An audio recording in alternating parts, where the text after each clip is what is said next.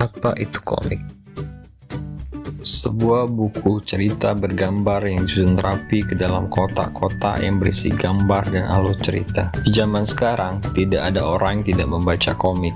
Itu dikarenakan komik sudah menyebar dalam berbagai platform. Ada yang dimasukkan ke dalam media sosial atau Marvel dan DC yang membuat buku. Ada pula yang ditunjukkan di dalam situs online. Namun, tahukah kalian jika komik sendiri ternyata sudah berumur sangat lama loh, lebih dari 1 abad. Menurut beberapa sumber, para ahli sepakat jika komik pertama yang dicetak dan dipublikasikan secara massal adalah komik yang dibuat dan diterbitkan oleh komikus Rodolfo Taffer pada tahun 1837.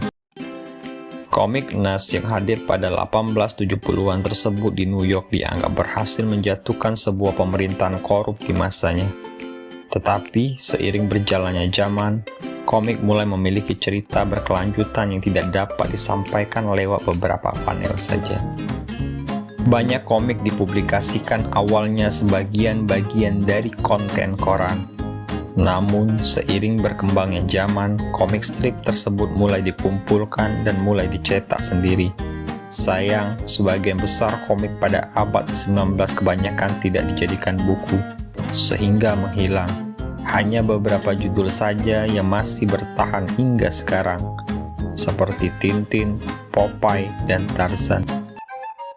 Masa-masa tersebut yaitu masa Platinum 1897 sampai dengan 1938, masa emas 1938 sampai dengan 1956, masa perak 1956 sampai dengan 1970, masa perunggu 1970 sampai dengan 1985, masa kegelapan 1985 sampai dengan 1996, dan masa modern 1996 sampai dengan sekarang.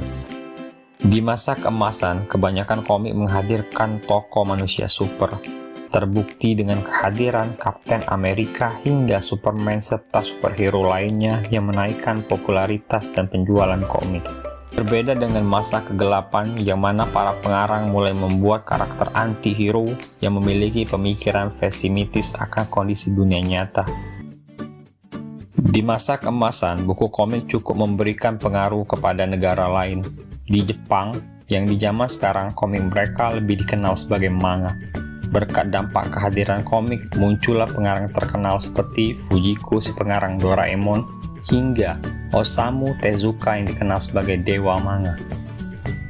Di Indonesia pun komik luar mempengaruhi pengarang lokal menciptakan pahlawan super yang kental dengan budaya setempat. Arya Suryaminata menciptakan Gundala, Ganesh Thohir Santosa menciptakan si buta dari Goa Hantu.